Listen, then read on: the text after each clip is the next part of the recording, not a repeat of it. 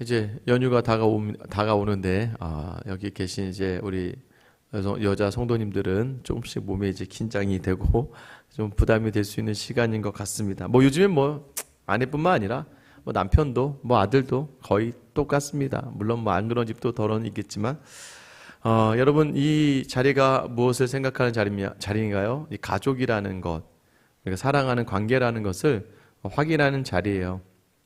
여러분 이 자리에서 비교하고 판단하다가 무너지지 마시고 너무 상처받지 않게 되기를 축원합니다. 저는 이제 이 교회 오기 전에 제가 아직도 이전 교회에서의 마지막 설교를 기억하고 있습니다. 이전 교회 마지막 12월 25일 이제 성탄 주간 성탄 주일 전이 24일이었던 것 같은데, 그때 마지막으로 이제 설교를 하면서 제가 그런 이야기를 했던 것 같아요. 이전 교회 성도님들에게 제가 앞으로 사역을 할 때는 어디 가서 사랑이 없어서, 사랑이 부족해서 하나님께, 하나님 내가 사랑이 부족하잖아요 라고 절대 이야기하지 않겠습니다. 지금도 가끔 가다가 유튜브에 들어가서, 그 교회 유튜브에 들어가서 그 마지막 설교를 들을 때가 있어요. 엄청 많이 울었어요. 그때 엄청 많이 울어가지고는 뭐 설교하다 울고 그러면서 제가 마지막 이제 그 교회 성도들에게 약속했던 게 뭐냐면, 앞으로 모든 자리마다 사랑이 부족한 사역자라고는 제가 하나님께 제가 불평하지 않겠습니다. 왜냐면 이미 많은 사랑을 받았기 때문입니다 라고 제가 고백했습니다.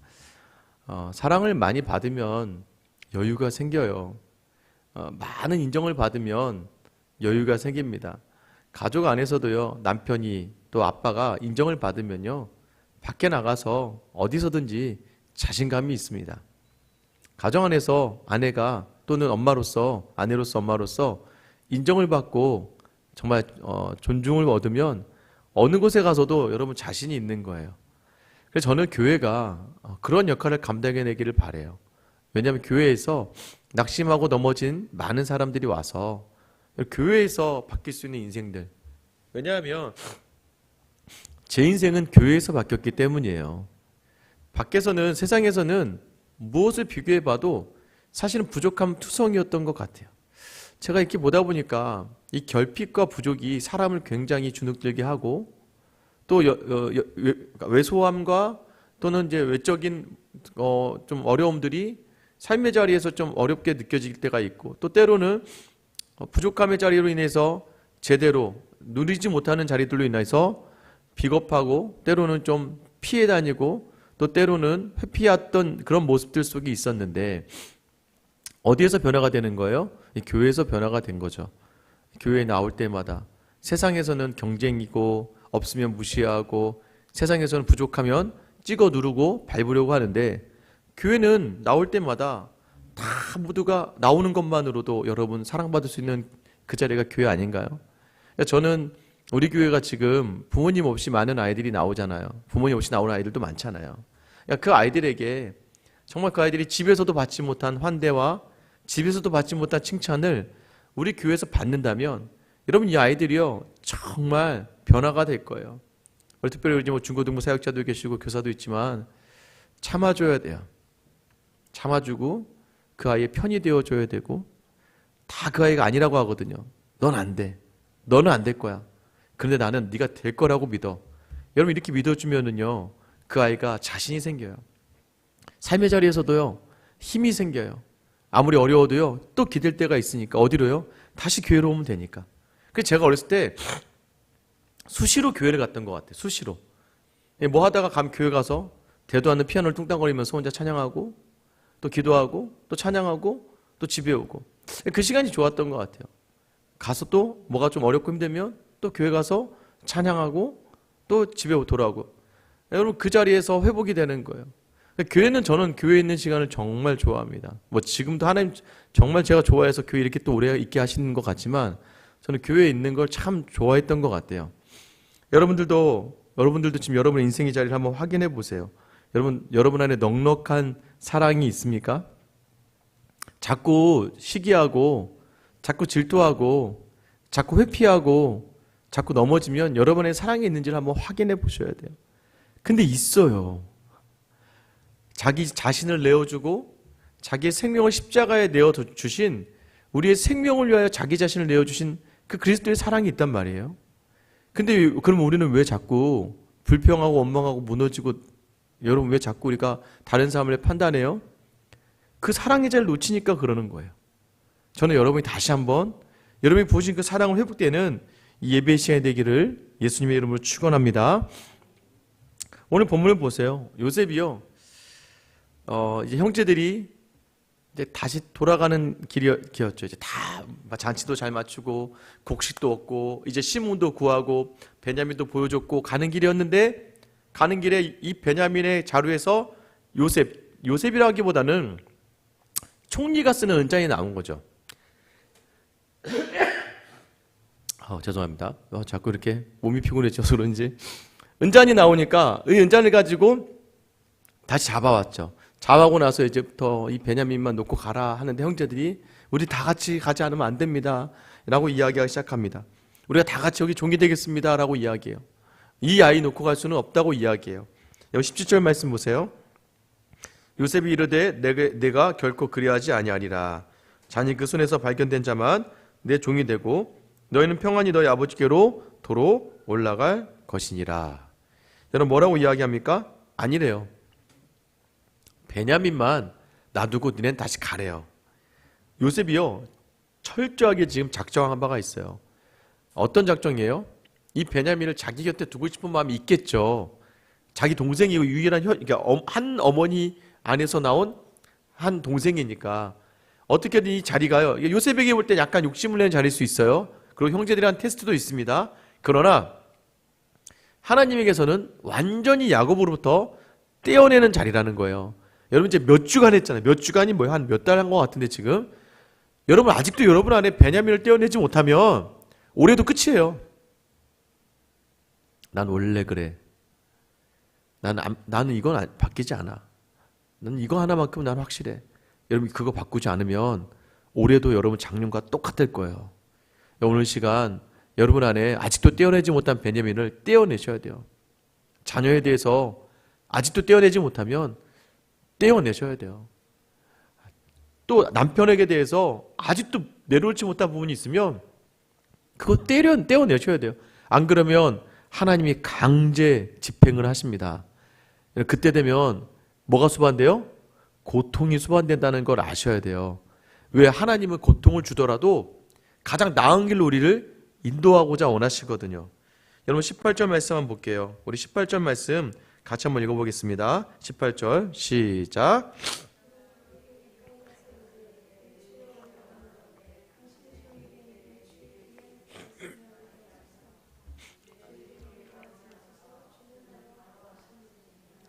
자, 이제 색다른 전개가 이제 뜻밖의 전개가 시작됩니다. 이제 형제들이 뭐라고 이야기합니까?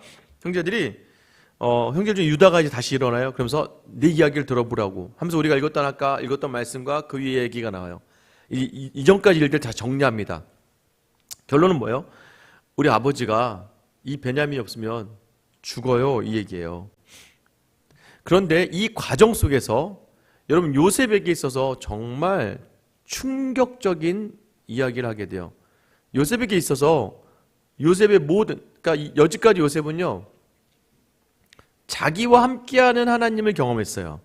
그러니까 하나님을 붙들어서 하나님이 자기를 이끌으시는 과정 속에 있어요. 그러니까 이렇게 나온 모든 과정이 하나님과 지금 나예요, 나. 근데 오늘 이 고백 하나가 요셉에게 큰 깨달음과 큰 충격을 줍니다. 27절부터 29절까지 같이 한번 읽어볼게요. 27절부터 29절 시작. 주의 종 우리 아버지가 우리에게 이르되 너희도 알거니와 내 아내가 내게 두 아들을 낳았으나 하나는 내게서 나갔으므로 내가 말하기를 틀림없이 씻겨주겠다 하고 너희가 이 아이도 내게서 데려가려 하니 만일 재해가 그 몸에 미치면 나 흰머리를 슬퍼하며 스올로 내려가게 하리라 하니. 여러분 여기서 어떤 말에 주목하셔야 되냐면 주의 종 우리 아버지가, 야곱이 뭐라고 이야기했어요? 너희도 알거니와 뭘 알아요? 내 아내가, 자 여러분 잘 보세요. 내가 어이예요, 아이예요? 아이죠. 그러니까 지금 원래는 야곱이 아내가 몇 명이에요? 4명이죠. 네 명인데 그 넷이라고 하는 숫자는 어이잖아요. 어이가 아니잖아. 내 아내잖아요. 네 명이 아내가 있는데 아니라는 거예요. 나는 아내가 하나밖에 없다는 거예요. 내 아내가 네 개, 원래 12아들이죠. 12아들이 몇 아들이라는 거예요? 2아들을 낳았다고 이야기해요. 2아들을 낳았는데 하나는 찢겨 죽었고 지금 이 아이들과 만약 가서 돌아오지 않으면 나 그냥 죽을 거야. 이 얘기를 하는 거예요. 여러분 지금 이 말 속에 생각해요. 지금 유다와 형제들이 다 서 있었어요. 유다와 형제들에게 베냐민을 데려가겠다고 하니까 이 아버지가 뭐라고 이야기하면 그 선에서도 야 니네도 알지? 안다는 거예요. 얘네도. 나한테 아내가 있잖아. 니네들 엄마는 내 아내가 아니라는 거예요. 니네들 엄마는 내 아내가 아니고 나한테 아내 라헬이 하나밖에 없는데 이 라헬이 내게 낳은 내 아들은 요셉과 베냐민밖에 없어. 그 마지막 순간까지도 목숨을 걸고 가족을 위해서 지금 애굽으로 가고자 베냐민을 어떻게든 책임지겠습니다라고 이야기했던 유다와 그 형제들에게 니네 내 아들 아니야. 여러분 정말 이 마지막까지도 가해를 가고 있는 야곱. 어쩌면 우리가 야곱과 같다는 거예요. 우리가 아무리 예수를 알고 아무리 믿음이 있어도요. 우리가 여전히 붙들고 있는 것들로 말미암아 여전히 내가 케어하고 보살펴야 될 사람들에게 상처를 줄 수 있는 건 무엇입니까? 우리가 세상적인 것을 내려놓지 못할 때 여러분 그게 오히려 더 자녀들에게 또는 가장 가까운 사람에게 상처를 주게 되는 것이죠. 그런데 여러분 놀라운 건 뭐예요? 지금 이 유다가 이 이야기를 한 순간에 아마 요셉이 다음 주죠. 45장에 가면 이제 놀라운 이제 뭐 축복의 상봉이 기다려지고 있습니다. 깜짝 놀랄 수밖에 없죠. 왜요? 요셉은 그동안 나 혼자 피해자인 줄 알았거든요. 나 혼자 피해자고 나 혼자 상처받고 나 혼자 무너진 사람이라고 생각했는데 형들은 끝까지 뭐예요? 우리는 아버지 아들이 아니었어. 그러니까 이해가 되는 거예요. 왜 형들이 나를 시기하고 왜 형들이 나를 죽이려고 했고 왜 형들이 나를 팔려고 했는지가 이제 이해가 되기 시작하는 거예요. 형들의 인생의 시작부터 태어난 그 자리 한번 빼고 나머지는 전부 다 요셉이 태어난 순간부터 이 형들에게는 모든 자리가 아들의 자리가 아니라 거의 종의 자리와 다를 바 없었던 거예요. 자라나면서 요셉에게 채색옷을 준 아버지를 바라보며 여러분도 그러지 않겠습니까? 제가 여러분 이렇게 했는데 막 한 집사님한테만 제가 막 너무 잘하고 여러분 인사할 때는 예 오셨어요 이렇게 하고 어떠시다 할 때 막 오셨어요 막 이러면 여러분 어떤 마음 드시겠어요? 저건 뭐야 또 어디서 굴러들어온 개벽닭이야. 왜 저래 저거? 제가 분명히 제가 아마 목사님한테 뭘 잘못했을 거야. 이런 분명히 목사님한테 저게 뭐 이런 생각 들지 않겠습니까? 이유 없이 그냥 잘하는 거 주는 것처럼 느껴지잖아요. 형제들의 마음이 얼마나 이게 쌓여 있었을까요? 요셉이 알게 되는 거예요. 뭘 알게 됩니까? 정말 상처받지 않은 가해자는 없다. 그러면서 여러분 지금 유다가 이 얘기를 하고 유다가 그 아버지가 지금 자기들에게 아들이라 하지 않은 아버지가 죽을까 봐 안 된다는 거예요. 그 아버지가 지금 넘어질까 봐 안 된다는 거예요. 그 아버지가 이 베냐민을 안 데려가서 그 스올로 가는 것처럼 미칠까 봐 안 된다는 거예요. 여러분 기억하셔야 돼요. 여러분 가해 뒤에 있는 피해를 볼 줄 아셔야 되는 거예요. 정말 여러분 우리 믿음의 사람은 누군가 나를 막 해꾸질해요. 여러분 저는 그 상황으로 여러분이 상처받지 않게 되기를 축원합니다. 상처받지 마세요. 왜요? 믿음으로 바라보라는 거예요. 저 사람을 왜 나한테 붙였을까? 왜 저 사람을 나에게 보냈을까? 왜 넌 그 모양이니? 넌 그따위라면 넌 우리랑 못 있어. 이렇게 접근하는 게 아니라 저 사람이 왜 하나님이 저 사람을 내 옆에 두셨지? 왜 저 사람을 나한테 둬서 저 사람 너머에 뭘 보게 하시려고 그러는 거지? 요셉이 지금 깜짝 놀라고 있는 거예요. 제가 문제의 원인이 얘라고 생각했는데 이 사람이 이렇게 되기까지는 더 악화된 상황이 있었다는 거예요. 그래서 여러분 기억하셔야 돼요. 여러분 형제와 사이가 좋지 않으면 분명히 여러분이 의도하지 않고 형제가 의도하지 않게 어떤 일들로 인해서 상처를 그 형제가 받은 거죠. 부모도 마찬가지예요. 내 의도와 상관없이 여러분 어떤 이 세상의 부모가 자기 자녀를 힘들게 하고 싶었을까요? 어떤 이 세상의 부모가 정말 자기 자녀에게 함부로 하고 싶고 자기 자녀를 포기하고 싶었겠어요. 우리가 여러분 잘 키워보려고 하지 않습니까? 잘 키워보려고 하는데 안 되는 거예요. 왜요? 자녀는 부모가 키우는 게 아니거든요. 이 자녀는 하나님이 키워주시는 거거든요. 그러니까 제가 말씀드렸잖아요. 하나님께 의지한다고 해놓고서는 의지는 무슨 의지예요? 이제 자녀만 얘가 목적이고 하나님이 동기, 수단이 되는 거죠. 우리는 달라져야 되는 거죠. 여러분, 근데 그걸 자꾸 놓쳐버리니까 상처가 되는 거죠. 저는 여러분들이요, 작정하셔야 돼요. 상처받지 않기로. 누가 나를 딱 가해를 가했을 때는 저 너머를 볼 수 있어야 돼요. 저 너머를 바라보며 갈 수 있어야 돼요. 그래서 그 모습을 기대하면서 가셔야 돼요. 그래서 우리가 그 상처를 찾아내서 그 상처를 우리가 위로해주고 그 상처를 치유해줘서 이제 그 사람이 그 상처했던 자리를 가지고 다른 누군가의 상처를 싸매줄 수 있는 사람이 되기까지 여러분 우리를 사용하시는 거예요. 제가 그래서요, 청소년 청년 사역을 할 때 참 하나님이 제게 주신 경험이, 고통이라는 경험이, 아픔이라는 경험이, 결핍이라는 경험이 다른 누군가에게 가해로 가지 않았던 것 같아요. 지금 이제 담임 목사를 하고도 뭐 3년 차밖에 안 돼서 뭐 어떻게 변할지 모릅니다. 여러분, 뭐 제가 어떻게 변할지 어떻게 알겠습니까? 사람인데 뭐 악랄해질 수도 있고 막 전사님들 막 맨날 잡아서 막 어떻게 할 수도 있겠죠. 근데 중요한 건 여지껏 제가 살아온 걸 보니까 그냥 그러진 않았던 것 같아요. 군대에 있을 때도 다른 사람들이 다 자기가 받았던 거 그대로 후임들에게 되갚아 줄 때도 단 한 번도 그러진 않았던 것 같아요. 오히려 더 나은 것, 더 좋은 것. 제게 하나님께서 하나 준 게, 제가 이번에 이제 뭐 세미나를 가서 다른 개척교회들을 보니까 이 개척교회는 그러거든요. 왜 개척을 하냐면 기존에 있는 교회와 다른 교회를 하기 위해서 개척교회가 있겠죠. 기존에 있는 교회랑 똑같이 할 거면 기존 교회 가서 담임해야죠. 왜 다른 교회를 하겠습니까? 개척교회라는 건 하나님 주신 다양성 가운데 품어야 될 사람들 향해 가는 거겠죠. 근데 그 가는 과정에서 보니까, 근데 저는 제 사역이 지금에 있는 교회 뭐 다른 교회라는 게 아니라, 근데 제가 다르다는 게 뭐냐면 이 교회, 제가 확실히 깨달았어요. 제가 이야기를 하면서 제게 주신 사명은 기존에 있는 교회들과 겉으로 볼 때는 똑같아 보이지만 기존에 있는 교회들이 잃어버린 본질을, 그 형식 안의 본질을 담아내며 찾아내는 작업으로 저를 부르셨다고 저는 확신해요. 무슨 얘기냐면 똑같은 예배를 드려도 형식적이 아니라 그 안에 본질을 자꾸 하나씩 찾아가는 자리들, 예배도 본질을 하나씩 찾아가는 자리들. 그래서 우리가 다른 교회가 될 수 있는 것이죠. 형태는 같아 보이는데 본질, 진짜 본질을 담아내면서 하나님이 원하시는 또 하나의 교회가 되기 원하는 것이죠. 여러분, 저는 여러분들이 그런 자리에 설 수 있게 되기를 원합니다. 여러분, 우리가 살아가는 모든 자리에서도 마찬가지예요. 또 하나는 무엇입니까? 가장 미련한 사람이 그거예요. 이전에 자기가 받았던 그대로 갚아주려고 하는 사람. 왜? 나만 상처받았다는 착각 속에서 벗어나세요. 제가 베드로전서 할 때 말씀드렸잖아요. 다 동일한 고난이라고 성경은 기록한다니까요. 근데 자꾸 나만 피해자야.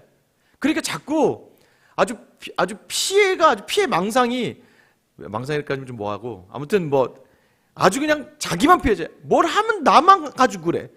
너만 가지고 그런 거 아니야. 아마 하나님 그러실 거예요. 다 그래 임마. 저희 아이들이 그러거든요. 요즘에는 셋째도 그러더니 넷째도 요즘엔 아빠는 나만 미워해.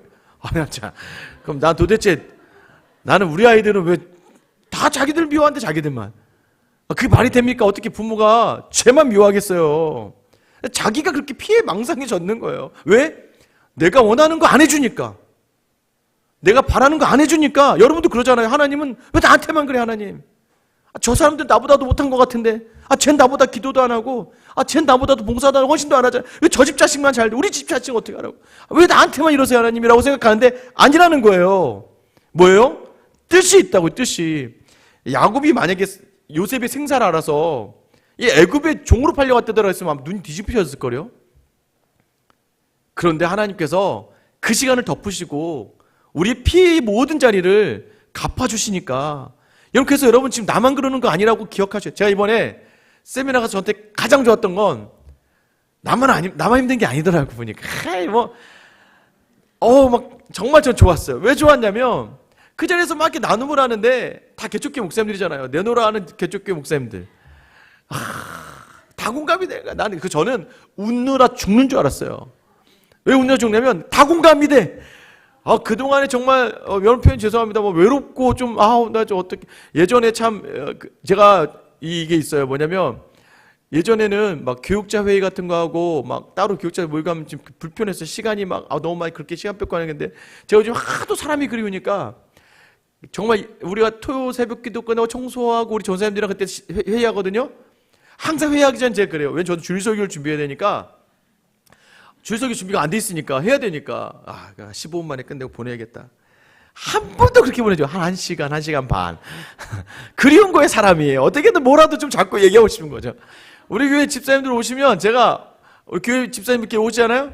그럼 이렇게 오면 제가 쓱 가가지고 말을 하기, 그러니까 제가 제일 자중을 많이 해요. 왜냐면 내가 막 고프더라고, 막. 가가지고 막, 어떻게든 가가지고 막. 근데 그러고 나면 또 그분들 피곤하고, 저도 해야 될 게 많은데 저도 피곤하고. 근데 이제 가서 목사님들한테 어울리다 보니까, 이야, 다 공감이 돼요. 다 공감이 되고, 그래, 맞아. 어떻게 교회 나가고, 막, 뭐 할 때 나가고, 그래, 맞아. 그것도 있어. 맨날 피곤하고 힘들고 자기 혼자 다 하고, 막, 나만 기부금 영수증 하는 거 아니야. 저분도 지금 기부금 영수증 뽑고 있고. 그래서 저분 나만 이러는 거야. 저분도 저러고 있고, 지금 애들이 지금 복도에서 예배 드리고 있대. 아유, 어떻게 예배 드릴 데가 없어서 애들이 복도에서 예배 드린대요. 근데 내가, 우리 교회가 그래도 우리 교회들이 좀 낫긴 한데, 다 거기 청년들이 예배 드릴 데가 없어서 맨날 야예배 나갔는데, 맨날 야예배. 장소가 없으니까 청년들이 한 8명, 9명이 맨날 야예배 가서 예배 드린다는 거예요.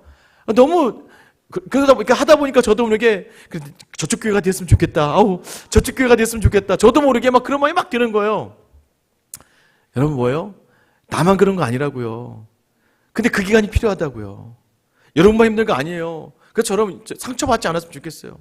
막 다 자기가 크대. 저는, 그리고 또 하나는 여러분 기억하셔야 돼요. 꼭 상처받은 사람 특징 뭔지 아세요? 본인이 와서 나한테 막 편하게 얘기해놓고, 목사님 기도해 주세요. 그래요. 그럼 저는 기도해 주세요 했으니까 당연히 옆에 가서 전사님들 기도해 주세요. 집사님, 저 집사님들 기도해 주세요. 나한테 와, 목사님 그걸 얘기하고 다니면 어떡해요? 그럼 나한테 얘기하지 말라고 하던가, 처음부터. 이거는 비밀이라고 하던가. 이건 절대 얘기하시면 안 돼요. 기도하는 게 뭐 나쁜 거예요? 기도 같이 하자는데. 근데 어떤 분들은 본인이 나한테 와서 보면 이건 비밀이라고 얘기 안 했으면서 왜 다 얘기하고 다녔니? 저는 그분 도와드리려고 기도하시는 분들에게 가서 기도 부탁한 거예요. 이게 뭐 잘못된 거예요? 다음부터 저한테 꼭 얘기하실 때는, 목사님 이건 절대 비밀이에요 라고 하면 제가 저희 아내한테도 얘기 안 하고 아무도 얘기 안 할게요. 근데 꼭 피해가 있으니까 다 목사님은 이거는 정말 이거.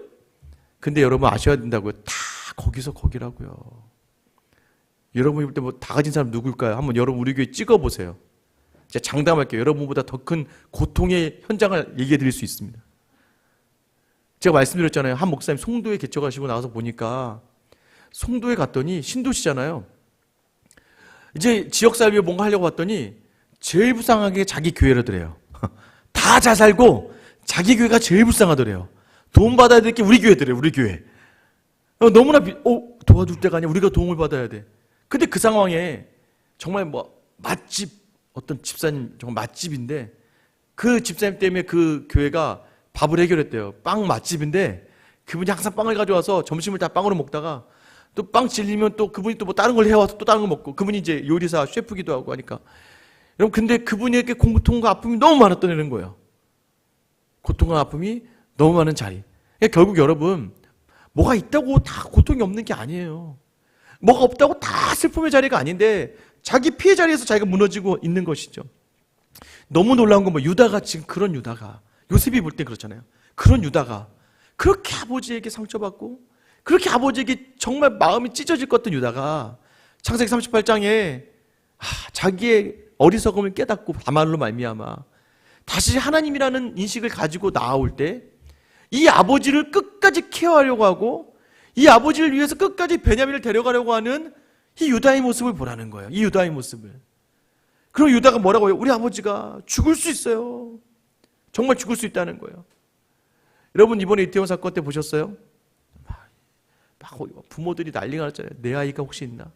그러다 갑자기 그 사망자 명단에 자기 아이가 확인되면 어떻게 해요? 그냥 쓰러져 버리잖아요. 그냥. 그 고통의 자리를. 근데 그거를 여지껏 시기의 대상이었던 요셉, 시기의 대상이었던 베냐민, 이기에 그래 너 그래라가 아니라는 거야. 그거 우리 아버지가 그 고통과 나에게 상처를 줬던 그 아버지가 쓰러지면 안 된다는 거야. 유다의 아내요, 하나님을 만나고 유다 안에 이 회복의 자리가 있으니 이젠 자기가 더 나아가서 뭐라고 이야기합니까? 우리 33절 말씀 같이 한번 읽어보세요. 시작. 이제 주의 종으로 그 아이를 대신하여 머물러 있어 내 주의 종이 되게 하시고 그 아이는 그 형제들과 함께 올려 보내소서. 여러분 어떻게 이룰 수 있을까요? 하나님이 있으니까 되는 거예요. 그 은혜를 경험하니까 이 자리가 있는 거예요. 왜 유다의 가문에서 다윗이 나오고 왜 다윗의 가문에서 예수 그리스도가 나옵니까? 이런 중보의 자리, 자기를 희생하는 자리, 상처를 입은 치유자.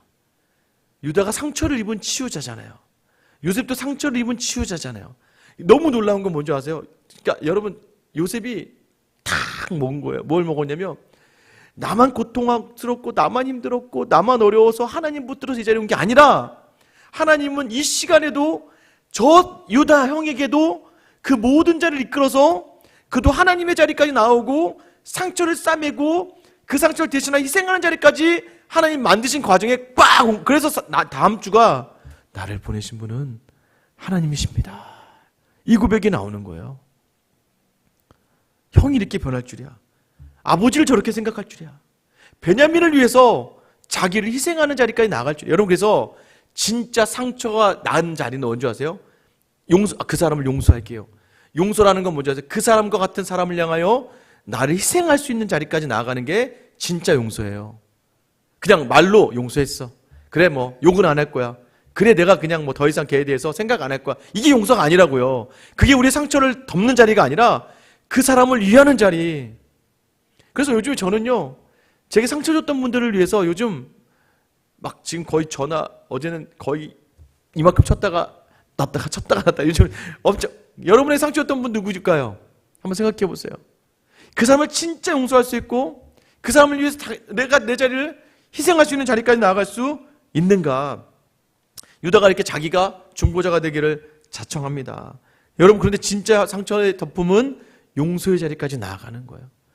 저는 여러분이 그래 됐어 이제 끝낼게 이게 아니에요.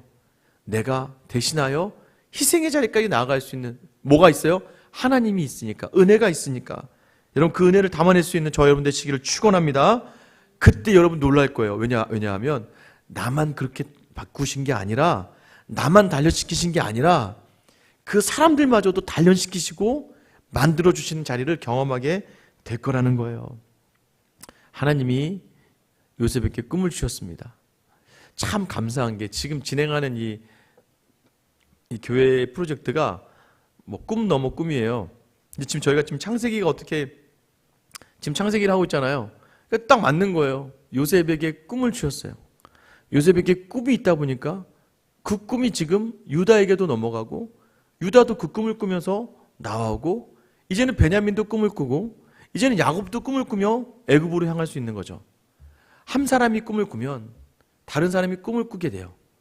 한 사람이 그 꿈을 향해 나아가다 보면 다른 사람이 그 꿈을 향해 나아가는 거예요. 사실 이번에 저는 뭐 이미 다 얻었습니다. 얻을 건. 여러분 너무 나중에 안 되더라도 뭐 염려하지 마세요. 이미 제가 얻을 걸 다 얻었어요. 뭘 얻었냐면 첫 번째는 저는 그냥 건강한 교회가 만드는 게 저희 목적이었어요. 건강한 교회. 하나님 오시는 그 순간까지 건강한 교회를 만들어야겠다. 건강하면 이제 차고 넘치는 거지. 뭐 차고 넘치는 거에 대해서는 생각 못 해봤는데 저에게 차고 넘침의 다음까지도 생각하게 하셨어요. 그러니까 그 그러니까 꿈이 아니죠. 더 하나의 꿈을 꾸게 하시더라고요. 그러니까 제가 거기 가서 그 꿈꿨던 그 꿈을 제가 받아가지고 온 거예요. 그러니까 제 꿈을 받은 거예요, 이미. 그래서 저는 이미 만족하고 있어요. 또 하나는 뭐냐면 전 그 자리가 너무 행복했어요. 정말 좋았어요. 우리 성도님이 제가 그날 제 새벽기도 마치고 가는데요. 저한테 장문으로 문자를 주셨어요. 목사님 거기 안 갔으면 좋겠대요. 목사님 가시지 않으셨으면 좋겠대요. 그러니까 이제 이분이 저를 걱정해 주신 거죠. 왜냐면 목사님이 거기 가서 막 그러니까 뭐 이제 어쩜 몇 개 교회 떨어져야 되니까 거기 가서 목사님이 막 그 아침부터 저녁까지를 막 그 경쟁을 해서 어떻게든 거기서 좀 더 나아서 막 거기 이겨내서 우리 교회에 뭔가 도움이 되려는 거라면, 경쟁 속에서 뭔가가 되려는 거라면 목사님 그 자리가 너무나 힘드실 것 같다고, 그런 의도로 저에게 이제 문자를 주신 거예요. 그래서 제가 답을 드렸어요. 뭐라고 드렸냐면 첫 번째 이제 안 돼도 되는 건데 다른 분들도 다 그렇게 생각하다가 저는 생각해요. 되어서 우리에게 주신다면 우리 그 꿈의 바톤을 받아서 우리가 가면 되는 거니까. 우리가 그 교회 중에서 너희는 정말 조금만 이렇게 하면 너는 같이 꿈을 꿀 수 있는 자리까지 빨리 오겠구나라고 주는 거니까 받아서 그 꿈을 빨리 꾸면 되는 거고, 그 꿈을 같이 가면 되는 거고, 일단은 뭐 안 되더라도 지금 제가 너무 재미있는 거예요. 제가 얘기했잖아요. 하루 종일 웃느라고 웃는데 살이 빠지더라고요. 하루 만에 2kg 빠졌어요. 그런 경험을 또 해봤어요. 제가 하루 종일 웃고 막 반응을 하고 막 이게 막 텐션이 올라가, 계속 끝까지 텐션이 올라가 있으니까 너무 좋은 거, 혼자 막 너무 좋아서 저 마지막에 저 혼자 미친 줄 알았어요. 혼자 미친 사람인 줄 알았어요. 저 혼자 막 다들 막 뭐 개척 자리에서 힘들고 어려운 자리 이겨내고 막 저는 막 어려운 저 이겨내셨구나 하면서 지금 아직까지도 저는 언제 헤어나와야 될지 모르겠고 그러셨구나. 근데 제 차례가 돼서 저는 지금 너무 좋습니다. 저는 새벽에도 일어나도 좋고요, 잠 못 자도 좋고요, 저는 성경 봐도 좋고요, 설교하는 것도 너무 좋고요. 저는 다 좋아요. 다들 저한테 이제 피드백을 오잖아요. 끝나고 서로 이제 막 문자 보내잖아요. 목사님의 그 열정과 행복한 모습이 정말 자기에게 도전을 주었다고도 하고, 어떤 분은 이렇게 얘기하더라고요. 자기가 답을 얻었대요. 본인의 목사님께서.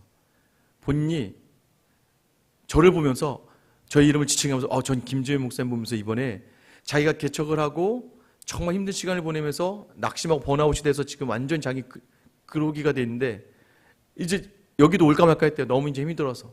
근데 김재현 목사님이 얘기하는 거 보면서 본인이 목사님께서 큰 도전을 받았대요. 뭔지 아세요? 저런 사람도 있고 나 같은 우울질의 사람도 있는데, 그렇지, 하나님 나 같은 우울질의 사람을 위한 교회도 있어야겠지. 그러니까 확실하게 본인 교회의 색채를 확실하게 담아내면서 본인이 왜 내가 이 자리에 왔는지를 얘기하시는 거예요. 그래서 제가 본의 아니게 뭐 그런 도전이 됐다면 좋은 건데, 목사님처럼 지치지 않는 체력과 지치지 않는 열정으로 가시는 목사님 있는 반면에 자기는 뭐래도 우울하시고 뭐래도 지치시고 뭐래도 힘드신데 나와 같은 목사가 있어서 나와 같은 사람을 케어하는 교회도 있어야지, 이 땅에 있어야 되지 않겠느냐는 확실한 생각을 하게 되었다는 거예요. 너무 좋은 자리 아닌가요? 여러분, 저는 우리가 다 같이 꿈을 꾸고, 여러분 꿈을 꾸세요. 꿈을 어떻게 꿀 수 있을까요? 왜 꿈을 꾸는 사람인지 어떻게 알 수 있을까요? 내게 지금 고난이 주어졌잖아요. 고난은 뭐예요? 여러분, 지금 무언가 이루기 위해서 막 갈등의 자리에 일어나면 아프잖아요. 막 아프고 그때 뭔가 일어나야 되니까 이제 그때가 힘들잖아요. 그때가 되게 외로워요. 또 그때가 되게 고독하고 그때 되게 분이 나요. 그때가 되게 억울해요. 여러분, 그때 하나님을 담아내는 거예요. 하나님의 마음을 담아내고 하나님께 나를 던지는 거예요. 그래서 왜 마지막에 그랬어. 저는 제가 아무리 봐도 목사로 부르신 거 확실한 것 같다고.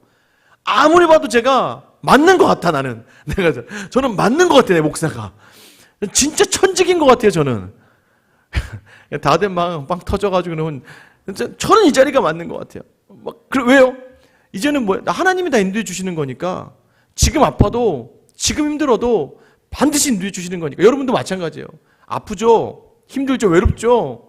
하나님 여러분 사랑해서 주시는, 무언가를 주시기 위해 허락하시는 꿈의 자리예요, 그게. 꿈을 꾼 사람은 고통을 지나가요. 그 꿈을 이루기 위해서. 이 땅에 믿음이 없는 많은 사람조차도 자신의 꿈을 이루기 위하여 고난과 고통과 아픔과 시련과 고독과 외로움의 시간을 지나왔다고요.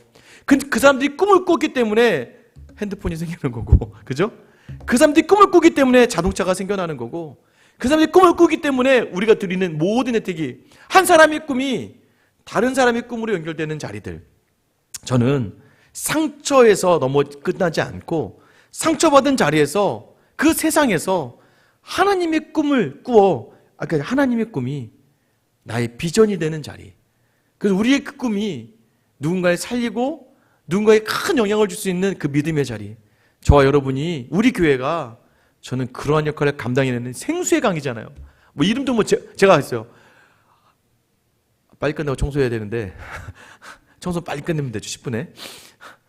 제가 딱 느꼈어요. 제가 처음엔 개척을 하고 싶었어요.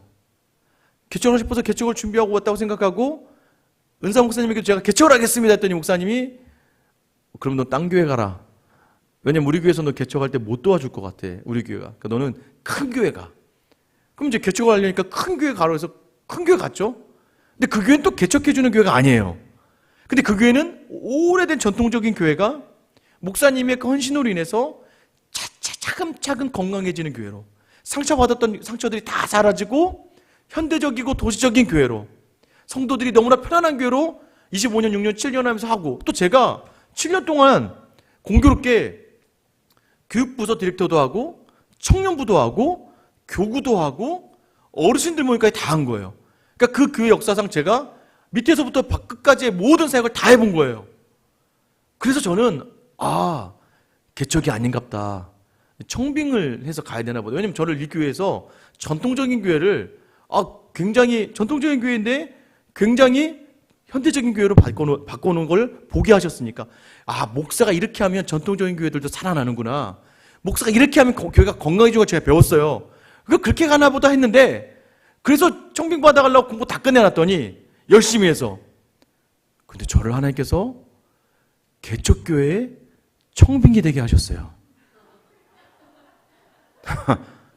120대 1을 뚫고 8명의 설교자를 뚫고 이 개척교회에 엄청난 청빙기 자리로 저를 인도하신 거예요. 그러니까 결국은 결론은 하나님은 다 이루신 거죠. 개척의 마음을 주셨다가 청빙의 마음을 주셨는데 나는 어떻게 갈지 모르는데 하나님이 다 인도하셔서 이 자리로 오게 하신 거잖아요. 그 모든 자리는 다 하나님이 인도하시니까 앞으로도 마찬가지예요. 어떻게 될지 모르겠어요. 암담한 자리도 있고 기대가 되는 자리도 있지만 우리가 그 꿈을 잃지 않으면 하나님 우리 안에 지금 이 자리가 꿈을 꾸는 자리라는 걸 놓치지 않는다면 우리를 통해서도 여러분의 가정과 이 직장과 사업도 이 교회를 하나님께서 어떻게 변화시킬지 그 꿈이 더해지는 자리. 그래서 우리가 꿈꾸는 교회가 돼서 주변에 많은 정말 여러분 이 지역에 많은 사람들에게 또 이 지역에 있는 교회들에게 꿈을 꾸게 할 수 있는 그런 믿음의 공동체가 될 수 있게 되길 예수님의 이름으로 축원합니다. 그래서 같이 한번 다 같이